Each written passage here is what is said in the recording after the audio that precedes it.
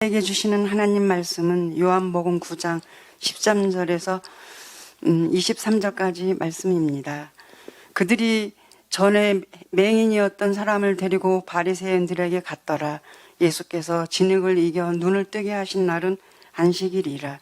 그러므로 바리새인들은 그가 어떻게 보게 되었는지를 물으니 이르되 그 사람이 진흙을 내 눈에 바르매 내가 씻고 보나이다 하니, 바리새인 중에 어떤 사람은 말하되 이 사람이 안식일을 지키니 아니하니 하나님께로부터 온 자가 아니라 하며, 어떤 사람은 말하되 죄인으로서 어떻게 이러한 표적을 행하겠느냐 하여 그들 중에 분쟁이 있었더니, 이에 맹인이 되었던 자에게 다시 묻되 그 사람이 내 눈을 뜨게 하였으니 너는 그를 어떠한 사람이라 하느냐? 대답하되 선지자니이다 하니, 유대인들이 그가 맹인으로 있다가 보게 된 것을 믿지 아니하고 그 부모를 불러 묻되 이는 너희 말에 맹인으로 났다 하는 너희 아들이냐? 그러면 지금은 어떻게 해서 보느냐?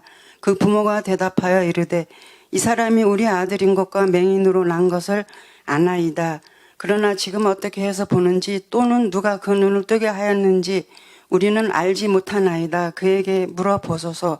그가 장성하였으니 자기 이를 말하리다. 그 부모가 이렇게 말한 것은 이미 유대인들이 그 누구든지 예수를 그리스도로 시인하는 자는 출교하기를 결례하였으므로 그들을 무서워함이러라.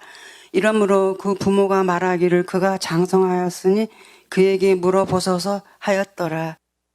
우리가 계속해서 살펴보고 있는 요한복음 9장 초반에 등장하는 선천적 시각장애인의 일은 그 당시나 지금이나 우리는 그것을 기적이라고 부릅니다.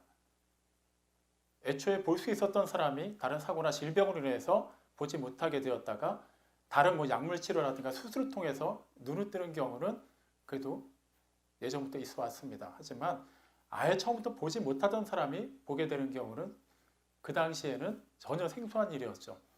그래서 사람들은 그걸 기적이라고 여겼습니다. 보통 우리는 기적이다 라고 하면은 그것을 들을 때 비슷한 반응을 하기 마련이에요. 어떻게 그런 일이 일어났지? 누군가한테 어떤 놀라운 일이 일어났다고 하면 나도 그런 기적을 체험해보고 싶다라는 생각을 하기 마련입니다. 당시 그 선천적으로 보지 못하던 사람이 눈을 뜨게 된 그 사건은 그 일대에 있는 다른 유대인들에게도 상당한 호기심을 불러일으켰습니다. 당연히 그들이 가서 물어봤죠. 어떻게 해서 내 눈이 띄어졌느냐라고 묻습니다. 그러자 그는 있는 그대로를 얘기해요. 예수라는 그가 진흙을 이겨서 내 눈에 바르고 나더러 실로암 못에 가서 씻으라 하기에 씻었더니 보게 되었습니다 라고 얘기합니다. 있는 그대로 얘기한 거죠. 적어도 그 사람의 그런 대답을 듣기 전까지 유대인들은 굉장히 기대를 가지고 있었을 거예요. 자신들보다 가난합니다. 배우지도 못했어요. 그리고 불과 얼마 전까지만 해도 그 죄로 인해서 하나님의 징계를 받는 사람이라고 그렇게 여겨졌던 사람에게 이런 놀라운 기적이 일어났어요.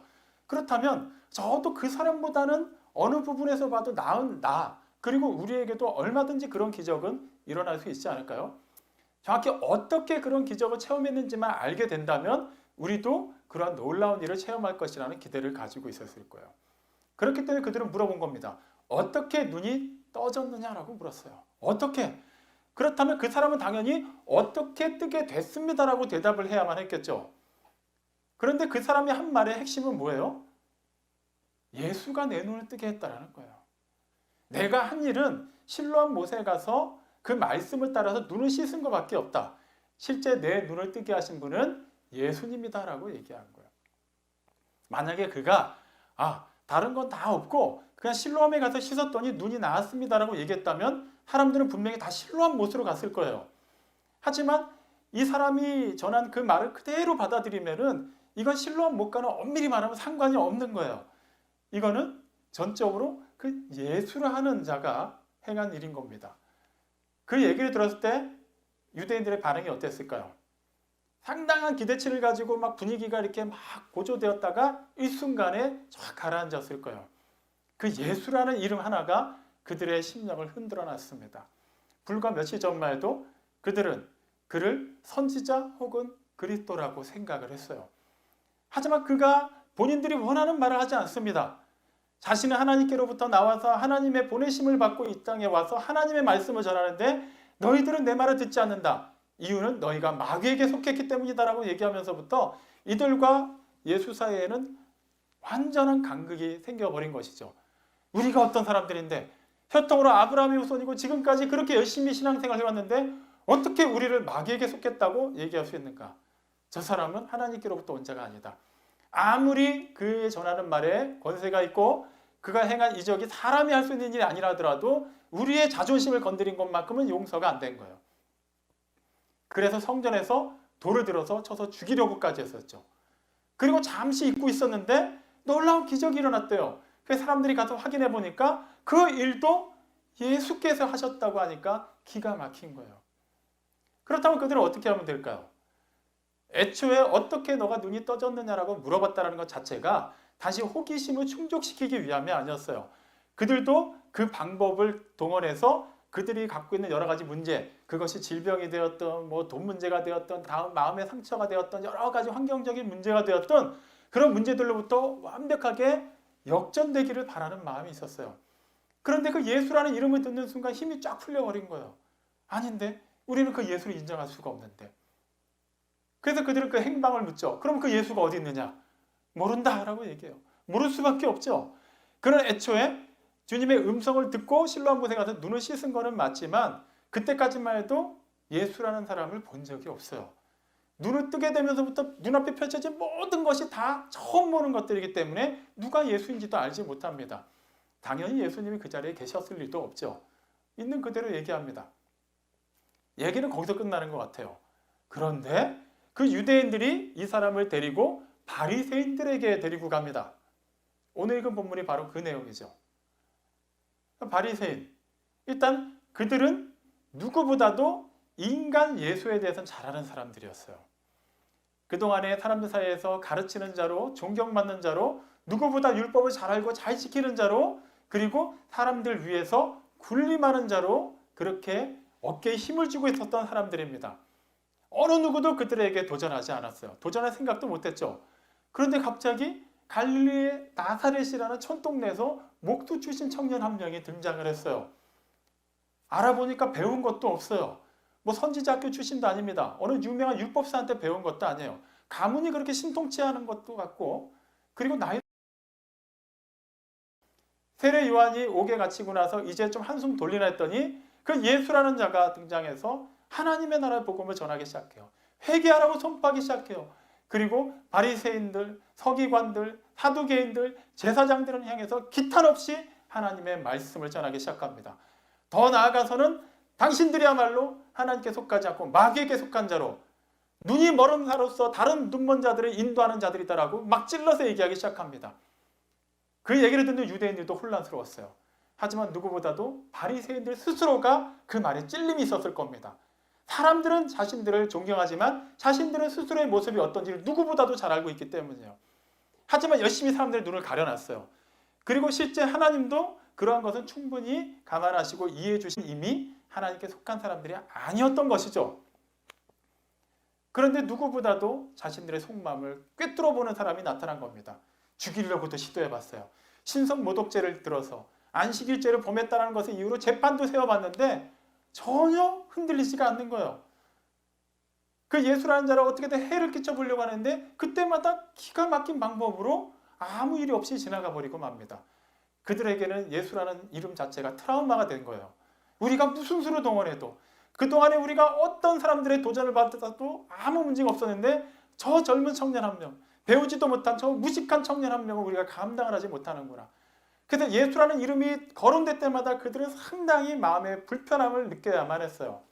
그런 가운데 유대인들이 날 때부터 보지 못했다가 보게 된 사람을 데려온다는 소식을 들었어요. 그런데 이미 사전에 얘기를 들었겠죠. 이 사람이 그런 기적을 체험하게 된 것은 예수가 한 거라고 합니다. 그 얘기를 들었을 때 바리새인들의 기분이 어땠을까요? 낙심했을 거예요. 굉장히 기분이 나빴을 거예요. 또 이런 일이 벌어지는구나. 기껏 얼마 전까지 성전에서 사람들이 돌을 들어서 그를 쳐 죽이려고 했다면 이제 사람들은 우리 편으로 많이 넘어온 건데 다시 이 놀라운 기적이 예수로 말미암아 이루어졌다고 하면 사람들이 또 동요되면 어떡할 것인가. 그들은 굉장히 스트레스를 받았을 거예요. 그럼에도 불구하고 예수로 말미암아 치유받았다는 사람이 그들에게 오는 것을 흔쾌히 받아들입니다. 이유가 있어요. 크게는 두 가지 이유가 있는데 한 가지는 그 후에 살펴보겠습니다.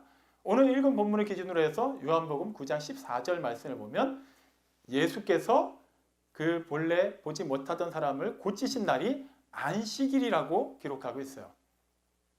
우리는 이미 여기서 눈치를 챌 수 있습니다.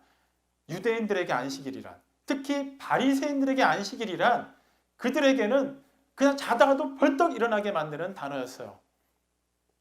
안식일 자체가 주는 그 고귀한 성격과 그 은혜와 하나님의 임재보다도 누구보다도 안식일 법칙을, 그러니까 안식일에 정해진 여러 가지 전통을 잘 지킬 수 있고 그것을 바탕으로 사람들에게 자랑할 수 있고 드러낼 수 있는 날이기 때문에 그들은 다른 날보다도 안식일만큼은 굉장히 집중을 해서 지켰습니다.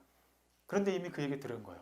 안식일 날 이 사람을 고쳤다고 합니다. 그냥 이 사람을 평일날 다른 날 고쳤습니다 하면 바리새인들은 상당히 배 아파했을 거예요. 그런데 다른 날도 아니야 안식일이라고 합니다. 굉장히 힘이 난 것이죠. 데리고 오라고 했어요. 진위 여부를 파악을 했겠죠. 먼저 묻습니다. 어떻게 해서 눈이 떠지게 되었느냐? 그 사람은 똑같이 얘기해요. 그 앞선 유대인들에게 대답하듯이 그가 낫도록 내 눈에 진흙을 바르고 실로암 못에 가서 씻으라 하기에 씻었더니 보게 되었습니다. 근데 앞선 유대인들은 그 얘기를 듣고 나서 예수의 행방에 대해서 물었어요. 근데 바리새인들은 그렇게 묻지 않습니다. 오히려 그들 사이에서 분쟁이 일어나요. 왜 분쟁이 일어났을까요? 자, 오늘 읽은 말씀을 기준으로 하면 어떤 사람은 이렇게 얘기하고 어떤 사람은 이렇게 얘기했다라고 하면서 단수형으로 표현되어 있지만 실제로는 바리새인들 가운데서도 다수에 해당하는 사람이 앞서서 먼저 얘기를 했습니다. 그리고 소수에 해당하는 사람이 나중에 얘기를 해요. 앞서 얘기한 사람들의 얘기의 핵심은 이겁니다. 그가 안식일을 지키지 아니하였으므로 하나님께로부터 온 자가 아니다라고 얘기해요. 그러자 뒤에 또 다른 소수의 바리새인들이 얘기합니다. 그가 만일 죄인이라면 어떻게 이런 표적을 행할 수 있겠느냐? 자, 우리 여기서 좀 주의 깊게 살펴보면 뭔가 좀 이상한 걸 발견하게 돼요. 표면적으로는 실제 이 사람이 날 때부터 보지 못한 사람이었고 정말 기적적으로 보게 되었는가를 확인하는 자리 같아요. 그런데 이들이 실제 논하고 있는 얘기의 핵심은 뭐예요? 예수예요. 이 사람은 온데간데 없어요. 사실 이 사람은 중요하지 않아요. 이 사람이 나았는지 실제 보고 있는지 사실은 보지도 못하는데 보는 척하는 건지 전혀 이들에게 중요하지 않습니다. 오직 예수만이 중요해요. 그 다수로 형성하고 있는 바리새인들의 핵심이 뭡니까? 안식일을 지키지 않았다. 그러니까 하나님께로부터 오지 않았다라는 거예요. 이 말의 의미가 뭐예요? 그들은 계속해서 이 예수, 그들이 죽이려고 하고 그들의 자존심을 짓밟은 이 사람은 어떻게든 없애야 되는데 아무리 봐도 하나님께로부터 오지 않으면 이렇게 말할 수가 없어요. 이렇게 행동할 수가 없는 거예요. 이런 기적을 행할 수가 없습니다. 그들도 인정이 안 되는 게 아니에요. 다만 인정하고 싶지가 않은 것뿐이죠. 근데 근거가 없는 거예요. 나오는 근거는 족족 이거는 사람으로서 할 수 없는 일인 것. 그러니까 그들로서는 뭐가 됐든 간에 이 사람은 그냥 사람에 불과하다. 하나님과는 상관이 없다. 죄인이다. 우리와는 완전히 적대적인 관계에 있다는 것을 증명할 만한 것을 수집하고 있었는데 딱 하나가 걸린 거예요. 안식일에 사람을 고쳤다. 안식일 계명은 하나님께서 주신 계명인데 10계명 가운데 4계명이죠. 안식일을 기억하여 거룩하게 지키라. 그거를 안 지켰다? 어떻게 하나님께로부터 온 자가 하나님의 계명을 지키지 않을 수 있는가? 그는 하나님의 사람이 아니다. 끝! 하고 여기서 결론을 내리려고 한 거예요. 그는 죄인이다. 하나님의 법을 어겼기 때문이다. 그러니까 다른 소수의 사람들이 얘기하는 것이죠. 그럼 상식적으로 생각해보자. 죄인이라면, 그냥 우리와 똑같은 사람이라면 어떻게 이러한 놀라운 일을 행할 수 있겠느냐? 이거는 하나님께로부터 오지 않으면 할 수가 없는 일이다. 아마도 이름이 거론되진 않지만 그렇게 소수의 무리에 속해서 예수님에 대해서 변호한 사람 가운데 니고데모가 있지 않았나 싶어요. 어쨌거나 정말 니고데모가 요한복음 3장에 보면 주님을 찾아왔을 때도 정말 하나님께로부터 오시지 않으면 당신과 같이 이렇게 일을 할 수 없습니다라고 고백한 것을 우리는 기억하죠. 정말 그건 하나님만이 하실 수 있는 일이기 때문이에요. 그들에게는 그 안식일 규정을 어긴 것, 그 하나만이 중요할 뿐이에요. 그럼 도대체 주님이 안식일에 관해서 뭘 어겼기 때문에 그렇게까지 바리새인들이 일순간에 그는 하나님께로부터 오지 않았다라고 판단할 수 있었을까요? 안식일 계명 자체를 어긴 것은 아니에요. 우리가 잘 아는 바처럼 그런 유대 종교 지도자들은 그 10계명을 잘 지키기 위해서 그 계명마다 여러 가지 규칙들을 만들었어요. 그 계속해서 만들고 또 정리하고 집대성하면서 하나의 전통이 이루어진 겁니다. 그러니까 예수님께서 사역하시던 그 당시에는 안식일을 기억하여 거룩하게 지킨다는 것과 관련된 여러 가지 전통들이 있었는데 그 중에 하나가 안식일 날에는 생명을 구하는 일이 아니면은 치료하는 일은 금지되었어요. 정말 사람이 죽어가는 일이라면 예외입니다. 그 외에는 사람을 고치는 일은 다른 날 하라고 했어요. 만약에 안식일 날 다른 사람을 고치면은 그것은 안식일법을 어긴 것으로 간주되었어요. 예수님이 일단은 그거에서 하나 걸렸어요. 그리고 그 다음에 보면은 안식일 날은 반죽하는 것 자체가 일로 간주되어서 금지되었습니다. 예수님께서 땅에다 침을 뱉어서 진흙을 이기셨는데 그게 반죽한 행위로 간주된 거예요. 그래서 그것도 안식일법을 어긴 겁니다. 눈에다 그 진흙을 바르셨어요. 안식일 날에는 그런 연고라든가 안약을 눈에 바르는 것, 얼굴에 바르는 것도 금지되었습니다. 그것도 안식일법을 어긴 것으로 간주되었어요. 자, 여기까지만 들으면 여러분 어떠세요? 느낌이? 좀 상식적으로 좀 말이 안 되지 않나요? 아니, 그게 일이 될 수 있나요? 사람을 살리는 일은 아니라고 하더라도 어쨌거나 연약한 가운데 있는 사람, 정말 아픈 가운데 있는 사람을 도와주기 위해서 그 정도 일도 할 수 없나요? 그런데 실제 그 당시에는 그런 일이 다 금지가 되었어요. 하나님께서 안식일을 주시는 의미가 무엇인지를 그들은 이미 다 잊어버리고 안식일의 주인이 누구인지를 다 제껴놓고 그들이 스스로 만들어낸 그 규칙에 꽉 갇혀 있었던 겁니다. 예수님께서 마가복음 2장 27절에서도 말씀하셨죠. 사람이 안식일을 위해서 있는 것이 아니다. 안식일이 사람을 위해서 있는 것이라고 말입니다. 그게 안식일을 주신 하나님의 뜻이에요. 우리는 안식일 하면 들어도 되는데 굳이 마스크 쓰고 불편하게 또 거리를 뛰어앉고 손 소독을 하고 명부를 작성하고 그 복잡한 상황을 다 감수하면서까지 나와야 되잖아요. 그러니까 이것도 우리에겐 노동이라고 여겨지는 수도 있어요. 그래서 차라리 집에서 편하게 예배드리는 게 더 나을 수도 있기 때문이죠. 실제 그 시대의 사람들도 마찬가지였어요. 정말 안식은 하나님께서 안식하라고 주신다니까 단지 아무것도 하지 말라는 것이 아니라 일상으로부터 구별하여서 그 구별된 날에 온전히 하나님만을 바라고 하나님의 말씀을 묵상하고 하나님의 말씀을 듣고 하나님의 행하신 놀라운 일들을 찬양하고 하나님께서 부어주시는 그 은혜에 참여함으로 또 주어진 남은 날들을 그 은혜 가운데 살아낼 수 있는 것. 그것이 진정한 안식이자 평안이라는 것을 사람들은 알지 못했어요. 단지 일상적인 일을 안 하는 것이 안식일을 지키는 것이고 안식일을 지키기 위해서 여러 가지 장로의 전통들을 지키는 것, 그것이 안식일을 온전히 기억하는 것이라고 생각했어요. 정작 그들은 안식일날 안식을 못한 거예요. 더 스트레스를 받았어요. 일은 안 하지만 그 안식의 전통들을 지키기 위해서 온몸의 근육들이 다 경직된 상태로 그거 하나하나를 어기지 않으려고 노력해야만 했어요. 바리새인들, 특히 율법을 잘 지키는 사람들일수록 본인들이 더 힘들었을 거예요. 더 공허했을 거예요. 하지만 사람들이 인정을 하는 겁니다. 와, 어떻게 저렇게 지킬 수가 있지? 어떻게 저렇게 금식을 할 수가 있지? 어떻게 저렇게 헌금을 할 수가 있지? 어떻게 저렇게까지 하나하나 세심하게 지키려고 노력을 할 수가 있지? 그들에게는 하나님의 영광은 중요하지 않았어요. 그들이 이미 세워놓은 전통, 사람들 사이에서 인정받고 같은 바리새인들 무리, 같은 율법을 중요시하는 그 유대인 무리들 사이에서 서로 공감대가 형성되는 것, 그거면 된 거예요. 실제 안식일의 주인인 주님은 온데간데 없이 사라져버리고 말았어요. 이것은 오늘날 우리들에게도 그대로 적용해 볼 수 있습니다. 교회에서 열심히 사역하는 사람들, 목회자를 비롯해서 직분을 맡아서 여러 가지 봉사를 하는 사람들일수록 이런 오류에 빠질 때가 많아요. 교회에서 뭔가 열심히 할 때는 기분이 나요. 그 바탕에서 여러 가지 일들을 또 같은 동료들과 할 때는 막 힘이 납니다. 그게 은혜가 되는 것 같아요.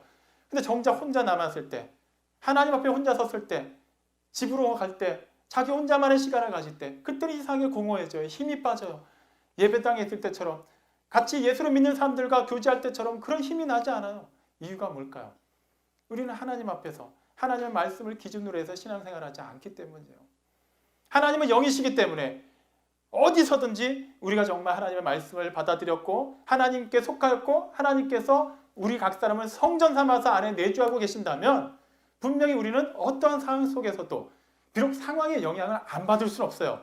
우리는 유한한 사람이기 때문에 분명히 상황에 따라서 감정의 기복은 있습니다. 체력적으로 힘이 날 때가 있고 연약할 때도 있어요. 그럼에도 불구하고 우리의 영혼육이 통전적으로 그 상황에 휩쓸리지는 않습니다. 적어도 하나님께 속해 있다면 말이죠. 하나님의 말씀으로 우리 안이 채워져 있다면 말이에요. 믿음이 적으냐 크냐는 사실 크게 중요하지 않아요. 적어도 하나님 앞에서는 그건 중요한 게 아니에요. 믿음이 있느냐 없느냐가 핵심입니다. 겨자씨만한 믿음이 있어도 주님은 그걸 인정하신다고 말씀하셨어요. 우리가 정말 우리 안에 하나님의 말씀이 이만큼이라도 있다면 단 한 구절만이라도 붙잡고 그 말씀에서 우리가 생명을 이끌어낼 수 있고 그 말씀이 우리의 몸과 마음을 흔들어갈 수만 있다면 그것으로 된 거예요. 거기서부터 하나님께서 그분의 일을 하실 겁니다. 하지만 그러한 것은 다 제껴놓고 귀로는 열심히 들었지만 내가 가지고 있는 생각, 내가 가지고 있는 신앙관, 내가 이미 나의 뜻을 공유하고 있는 사람들 사이에서 정립되어 놓은 그 생각만을 가지고서 하나님의 말씀을 끌어오려고 하면 우리는 도저히 그것을 받아들이지 못하게 되는 거예요. 바리새인들이 그런 거예요. 하나님의 아들이 직접 오셔서 하나님의 말씀을 전하시는데도 그들은 그걸 외면했습니다. 그들 사이에서 이제 막 분쟁이 일어났어요. 그리고 나서는 어떻게 정리가 되는지 그 눈을 뜨게 된 사람에게 묻습니다. 그렇다면 너는 그 예수라는 자를 어떻게 생각하느냐? 기존의 질문은 사실관계를 확인했어요. 너 정말 눈을 뜬 거 맞냐? 원래 앞을 보지 못했느냐? 사실이냐? 이걸 물어봤는데 지금은 너는 어떻게 생각하느냐라고 주관적인 감정을 묻습니다. 그는 주저없이 얘기해요. 내가 생각할 때 그분은 선지자입니다. 선지자니다. 하나님께서 보내신 사람입니다라고 얘기해요. 그렇죠. 사람으로서는 할 수 없는 일이에요. 그가 그동안 눈은 멀어 있었지만 율법에 대해서 들었고 사람들을 통해서 하나님의 말씀에 대해서 들었고 그것을 바탕으로 해서 본인이 알고 있는 하나님의 이미지가 있어요. 그리고 하나님께서는 여러 세워진 그 선지자 통해서 말씀하신 것을 알고 있었어요. 근데 그가 지금까지 살아오면서 그가 구걸할 때 사람들이 동전 몇 입 던져주는 경우가 있어도 어느 누구도 그의 그 장애를 긍휼히 여기고 그를 치유해 준 사람은 없었어요. 할 수 없었기 때문이에요. 그런데 그 예수를 하는 사람이 했어요. 이거는 하나님이 보내신 사람이 아니면 할 수가 없는 일입니다. 그는 그대로 전한 거예요. 그러자 오늘 읽은 본문 18절에 보면 너무 기가 막힌 결론이 나옵니다. 그 유대인들이 그가 본래 맹인이었던 것을 믿지 않았다라고 결론을 내려요. 아니, 본래 본인이 보지 못하였고 그 상태로 태어나서 지금까지 살다가 얼마 전에 그 예수라는 사람을 만나게 되었고 그 말씀 따라서 그대로 행했더니 눈을 뜨게 됐어요. 본인이 그렇다고 하는데 정작 그 사실을 모르는 사람들이 그것을 거짓말이라고 판정을 내려버립니다. 이유가 뭘까요? 지금 그 바리새인들 입장에서는 이 사람이 눈을 뜨게 된 그 일로 말미암아 분명히 유대인들 사이에서 다시 예수가 재조명될 거라는 것을 알고 있었어요. 분명히 우호적인 방향으로 분위기가 흘러갈 겁니다. 그렇다면 방법은 하나예요. 이 사람이 없어져 줘야 되는데 그렇다고 죽일 수는 없잖아요. 그 가장 좋은 방법은 뭘까요? 이 사람을 거짓말쟁이로 만들면 돼요. 그러면 이 사람이 예수가 나를 고쳤다라고 얘기해도 거짓말 이렇게 해버리면 되는 거거든요. 너무 쉬운 일이에요. 정작 주님께서 안식일의 정신이 무엇인지를 깨닫게 하시기 위해서 굳이 그들에게 그런 거치는 것이 되는 것을 아심에도 불구하고 안식일날 그 사람을 고쳐주셨어요. 이왕이면 다른 날 고치셨어도 되잖아요. 그러면 아무 문제 없잖아요. 오히려 유대인들에게 더 인정을 받을 수 있는 기회가 될 수 있는데 주님은 그렇게 하지 않으셨어요. 이 사람을 한번 주목해 보겠습니다. 태어나서 그 사람도 7일에 한 번씩 안식일을 겪었지만 그에게는 안식이 있었을까요? 없었을 거예요. 보는 사람마다 그 사람을 향해서 수군댔을 겁니다. 누구 죄 때문에 저런 징계를 받고 있을까? 그는 그냥 그 저주 아래서 그냥 그 심판을 받는 하나의 표징에 불과한 사람이었어요. 그럼 그가 안식일이라고 해서 평일이라고 해서 안식을 누릴 수 있었을까요? 그 마음에는 온통 그런 아픔과 어둠과 상처로 가득했을 거예요. 그런데 주님이 찾아오셨어요. 그리고 그에게 빛을 주셨어요. 그에게 생명을 주셨어요. 그리고 그의 영혼에 진실된 안식과 평안을 허락해 주신 겁니다. 그것을 다른 날이 아니라 안식일날 행하셨다는 것은 분명히 시사하는 바가 커요. 그것이 우리에게 안식일을 허락하신 주님의 뜻이라는 거예요. 여러분은 이 주님의 날에 진실로 여러분의 몸과 마음에 안식이 누려지고 있나요? 그렇지 않다면 우린 다시 한번 생각해 봐야 돼요. 정말 주님이 찾아오셨고 주님이 나에게 말씀하시는데 나는 그 말씀을 그대로 듣고 따르고 있는지 말이죠. 누군가에게 너는 어떻게 눈이 떠졌느냐라고 얘기했을 때 나의 주 예수 그리스도께서 나의 눈을 뜨게 하셨다라고 담대하게 고백할 수 있습니까? 너는 그 예수를 뭐라고 얘기했느냐라고 물을 때 그분은 나의 주님이시고 나의 그리스도가 되신다라고 얘기할 수 있나요? 그렇게 할 수 없다면 우리 지금이라도 다시 한번 우리 수준을 점검해 봐야만 해요. 그러면 유대인들이 거기서 그치지 않죠. 그의 부모에게 묻습니다. 세 가지를 물어요. 당신들의 아들이 맞습니까? 부모가 대답합니다. 우리 아들이 맞습니다. 본래 보지 못한 사람이 맞습니까? 날 때부터 보지 못했습니다. 어떻게 눈이 떠졌습니까? 어떻게 눈이 떠졌는지 우리는 모릅니다. 분명히 아들을 통해서 들었을 거예요. 하지만 그 부모는 모른다고 해요. 이유가 있겠죠. 그런데 더 우리가 중요하게 살펴봐야 되는 것은 그 다음에 대답을 하나 더 해요. 근데 이거 유대인들이 물어본 질문이 아닌데 그들이 대답합니다. 그가 어떻게 눈이 떠졌는지도 모르지만 누가 그의 눈을 뜨게 했는지 우리는 모릅니다. 그가 이미 장성한 성인이니까 직접 물어보시오. 이미 물어봤어요. 예수가 했다고 대답을 했어요. 그런데도 이 부모들은 아들에게 다시 그 대답을 넘깁니다. 근데 이 네 번째 대답, 유대인들은 물어보지 않았어요. 누가 당신들의 아들을 고쳤습니까? 묻지 않았어요. 근데 그들은 지레 짐작해서 대답을 해버립니다. 누가 고쳤는지 모릅니다. 그 이유가 나와요. 22절에 보면 이미 유대인들이 그들 사이에서 예수를 그리스도라고 시인하는 자를 출교하기로 결의했기 때문이에요. 그것이 두려웠어요. 그 아들이, 장애를 가지고 있는 아들이 제대로 교육도 받지 못하고 어렸을 때부터 국어를 했을 것입니다. 그건 뭘 의미하는 것이죠? 그 집이 가난했다는 얘기예요. 나이도 이제 들었을 거예요. 그들 입장에서 아들이 눈을 뜨게 된 건 너무나도 기쁜데 이미 그들은 알고 있어요. 그 예루살렘 내에 파다한, 어떻게 보면 전 유대 지역에 파다한 소문이 돌았을 겁니다.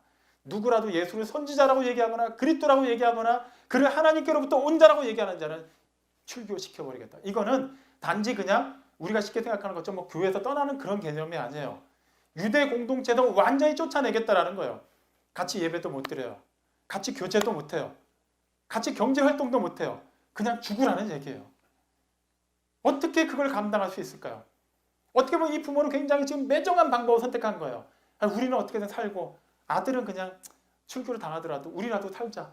이런 결정을 내린 것처럼 보일 수 있어요. 그렇다고 해서 그 부모에 대해서 우리가 함부로 손가락질을 못합니다. 충분히 이해하기 때문인 것도 있지만 부모가 그렇게밖에 결정을 할 수밖에 없었던 것은 실제로는 하나님을 믿는다고 고백하는 유대인들이 그런 상황을 만들었어요. 그 상황을 강요한 거예요. 누구보다도 안식일을 철저하게 지킨다는 사람들이 안식일에 참된 안식을 누리게 된 그 사람으로 말미암아 안식일의 주인으로 오신 그분을 인정하지 않는 것으로 말미암아 한 가정을 파탄으로 몰아세우고 있는 겁니다. 그들은 안 믿는 자들이 아니었어요. 분명히 믿는 자들이었어요. 다만 진리를 믿으려고 작정하지 않은 사람들이었을 뿐입니다.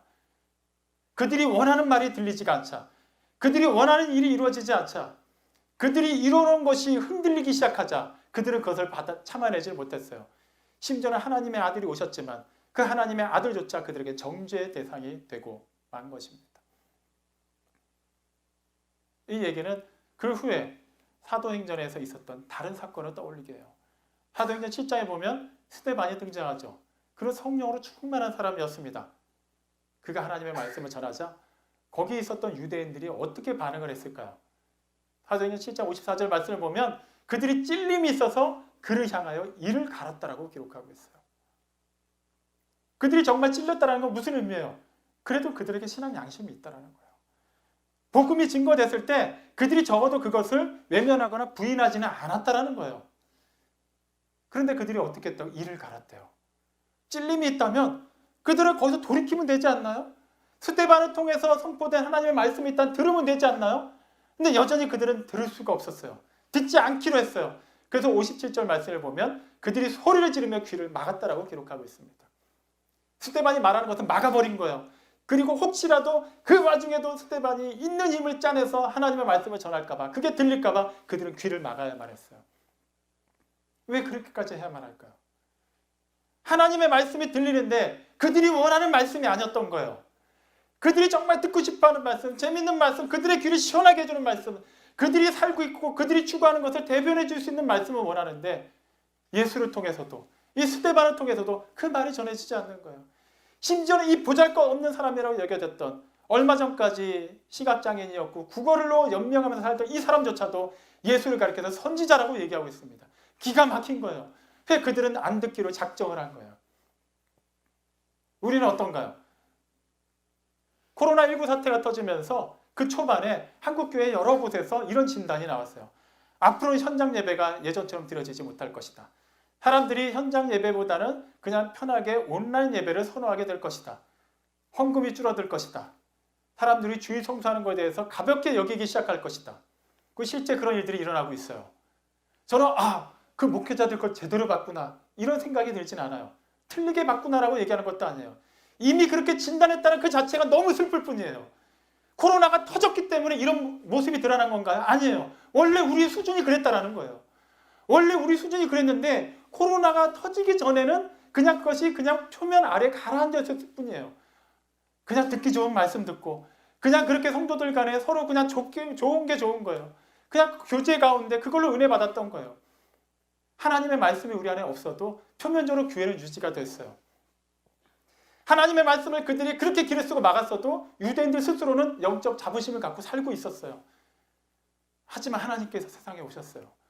그것이 아니라고 지금이라도 돌이키라고 말씀하실 때 그들은 돌이키기보다는 귀를 막는 걸 선택했어요. 심지어는 하나님의 아들을 십자가에 못 박으면서까지 그 진리의 말씀을 듣지 않으려고 했어요. 이게 지금 우리의 모습입니다. 유대인들만을 탓할 수 있는 게 아니에요. 사랑하는 성도 여러분, 우리는 하나님의 말씀을 듣고 있나요? 우리의 예전 모습이 어땠는지 중요하지 않아요. 눈이 멀었던 사람이었을 수도 있어요. 건강한 사람이었을 수도 있어요. 바리새인이었든 제사장이었든 그거는 중요하지 않아요. 주님께서 오셨고 주님께서 우리에게 말씀하셨을 때 그 말씀을 듣고 그 말씀을 우리가 어떻게 반응하고 있느냐가 중요한 겁니다. 주님은 그걸 보십니다. 정말 주님께서 우리가 원하는 말씀을 하신다면 주님은 오실 필요가 없어요. 그냥 우리 원하는 대로 살게 내버려 두시면 돼요. 근데 그렇게 하면은 우리는 하나님께 속하지도 못할 뿐만 아니라 하나님과 영원히 분리될 수밖에 없어요. 그래서 주님이 우리를 사랑하시기 때문에 이 세상에 오셨어요. 그런데 우리는 그 주님의 말씀을 어떻게 받아들이고 있나요? 정말 그분의 말씀이 우리의 생명을 깨워서 흔들고 있을 때 우리가 그 찔림 때문에 이를 갈고 있나요? 아니면 그때라도 다시 한번 무릎을 꿇고 주님의 말씀을 듣고 있습니까? 내가 추구하고 내가 바라는 일을 대변하는 말씀이 아니면 귀를 닫고 있나요? 아니면 그것이 아니라고 하나님께서 말씀하실 때 그때라도 다시 한번 우리의 심령의 문을 열고 주님의 말씀을 받아들이고 있나요? 하나님께서 우리의 눈을 뜨게 하셨다는 것을 믿는다면 우리의 눈을 뜨게 하신 그분 앞에서 눈이 띄어진 자답게 주어진 삶을 살아내시기 바랍니다. 그러한 사람을 통해서 하나님의 나라가 확장됐고요. 그러한 사람을 통해서 코로나19뿐만 아니라 어떠한 난리와 소문이 있더라도 하나님의 나라는 확장될 거예요. 하나님의 진리는 증거될 겁니다. 그렇게 깨어있는 사람들을 통해서 그렇게 상황에 연연하지 않고 믿고자 하는 의지를 가지고 주님의 기쁨이 되고자 하는 사람들을 통해서 하나님께서는 그분의 일을 이뤄나가실 거예요. 그 부름에 응답하는 여러분들 되시기 바랍니다.